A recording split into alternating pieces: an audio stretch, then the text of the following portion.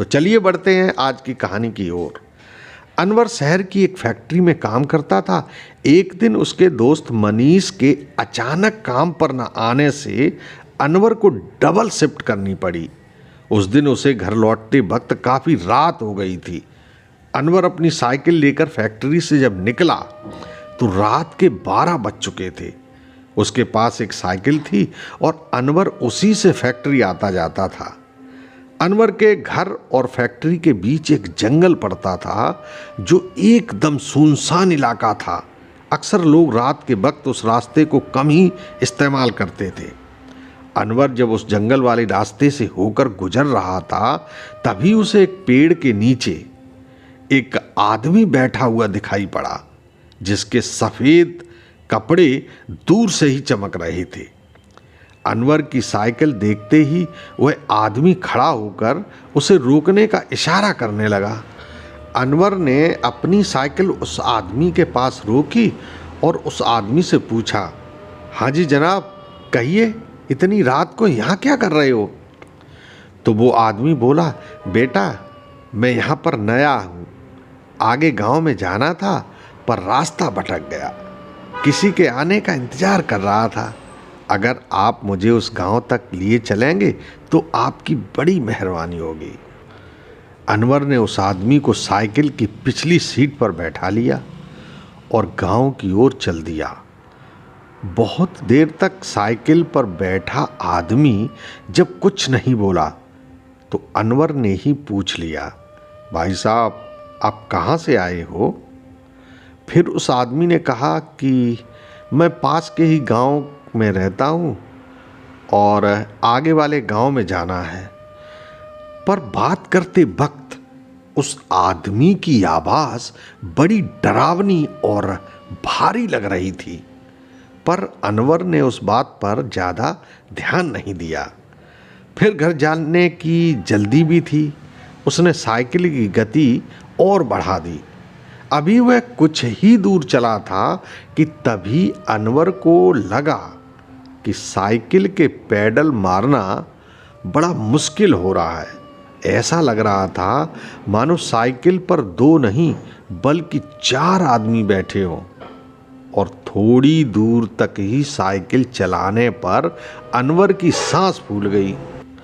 अनवर अभी साइकिल रोक ही रहा था कि तभी साइकिल फिर से हल्की चलने लगी, मानो साइकिल पर मौजूद सारा वजन हवा में उड़ गया हो। अचानक से इतना हल्का महसूस हो रहा था मानो साइकिल खाली हो गई हो। इसलिए अनवर ने एक नज़र पीछे मुड़कर देखा तो वह चौंक गया, क्योंकि साइकिल की पिछली सीट पर बैठा आदमी अब नहीं था। अचानक से गायब हुए उस आदमी को देखकर अनवर बुरी तरह घबरा गया। उसे लगा कि वह आदमी रास्ते में ही कहीं किसी गड्ढे में न गिर गया हो और सुबह मेरे लिए कोई नई मुसीबत खड़ी हो जाए। इसलिए अनवर ने साइकिल का यू टर्न लिया और हर मुमकिन जगह उसे तलाश करने लगा, पर उसे वह आदमी कहीं दिखाई नहीं पड़ा। अब अनवर फिर से घर की तरफ लौटने लगा तो उसने देखा कि रास्ते से कुछ दूर एक बरगद के पेड़ के नीचे कोई सफ़ेद कपड़ों में बैठा है। अनवर को लगा शायद यह वही आदमी हो, तो अनवर ने दूर से ही उसे आवाज़ लगाई, अरे भाई साहब आप ही हो क्या वहाँ पर? पर उस आदमी के अंदर कोई हलचल दिखाई नहीं पड़ी। अब परेशान होकर अनवर ने सोचा, साइकिल यहीं छोड़ देता हूँ और नज़दीक जाकर देखता हूँ, शायद यह वही आदमी है जिसे मेरी आवाज़ सुनाई नहीं दे रही। फिर जैसे ही अनवर उस बरगद के नज़दीक पहुँचा, अचानक न जाने कहाँ से खून जमाने वाली ठंड उसे लगने लगी, मानो कोई इशारा हो कि यहाँ से भाग जा वरना। पर अनवर ने उस आदमी को कपड़ों से पहचान लिया कि यह तो वही आदमी है। फिर अनवर ने कहा, अरे भाई आप साइकिल से क्यों उतर गए? मैं कब से परेशान होकर आपको ढूंढ रहा हूँ। चलो आपको गांव लेकर चलता हूँ। अनवर के इतना कहने के बावजूद उस आदमी के अंदर कोई हलचल नहीं दिखाई पड़ी। वो बस अपनी मुंडी को घुटनों के बीच झुका के बैठा रहा। अनवर को अब डर भी लग रहा था और गुस्सा भी आ रहा था कि वैसे ही रात हो गई, ऊपर से यह एक और मुसीबत। वहाँ ठंड इतनी थी कि अनवर को लगा कि यह आदमी अगर यहाँ रुका तो इसका जनाजा न कहीं सुबह निकल जाए। इसलिए अनवर उसे उठाने के लिए धीरे धीरे उसके नज़दीक गया। तभी अनवर को अचानक सड़े हुए मांस जैसी गंदी बदबू आने लगी। ऐसा लग रहा था मानो कोई लाश वहां पर बहुत दिनों से सड़ रही हो। फिर भी सांस को रोककर अनवर ने उस आदमी के कंधे पर हाथ रख दिया। हाथ रखते ही अनवर के पूरे बदन में एक सिरहन सी दौड़ गई और अनवर घबराते हुए वहां से दूर जा खड़ा हुआ। उस आदमी का शरीर बिल्कुल बर्फ की सिल्ली की तरह ठंडा पड़ा था। अनवर को लगा यह आदमी तो मर चुका है। तभी अचानक से उस आदमी के अंदर हलचल होने लगी। इसके बाद तो अनवर के साथ जो हुआ, उस मंजर को अनवर अपनी जिंदगी में कभी नहीं भूल सकता।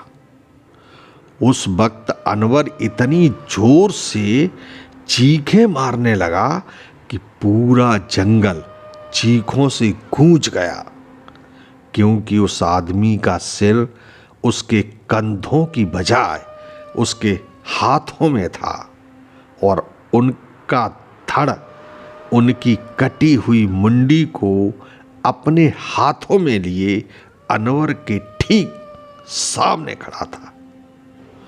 उसी वक्त न जाने अनवर को कहां से ताकत आ गई कि वह अपनी पूरी रफ्तार के साथ वहां से भाग खड़ा हुआ। पर वह सरकटी लाश अनवर के पीछे पड़ गई और अनवर ने रास्ते में पड़ी अपनी साइकिल उठाई और पूरी जान लगा के पैडल मारने लगा। थोड़ी देर तक साइकिल चलाने के बाद भी वह भूत अनवर का पीछा नहीं छोड़ रहा था और तभी ऐन वक्त पर अनवर की साइकिल की चेन उतर गई। उस वक्त तो अनवर को लगा कि आज तो मेरी मौत पक्की है। अब तो अनवर और भी डर के मारे कांप गया, पर अनवर ने साइकिल और साइकिल पर लटक रहा अपना टिफिन वहीं छोड़ा और अपने प्राण एक मुट्ठी में समेटे गांव की ओर तेज भागने लगा। और तब तक भागता रहा जब तक गांव के बाहर बनी पीर बाबा की मजार तक नहीं पहुंच गया।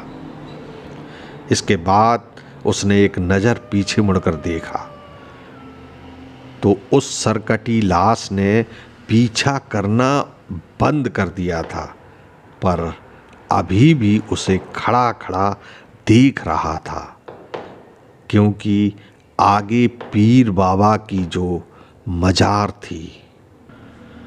तो दोस्तों, आज की कहानी में बस इतना ही। आपको यह कहानी कैसी लगी ये कमेंट करके ज़रूर बताएं। और हाँ दोस्तों, अगर आपके पास भी कोई ऐसी हॉरर स्टोरी है और उसे आप मेरे माध्यम से दुनिया तक पहुंचाना चाहते हैं तो मुझे कमेंट करके ज़रूर बताएं। अच्छा दोस्तों, कल फिर मिलेंगे किसी नई कहानी के साथ। तब तक के लिए शुभ रात्रि।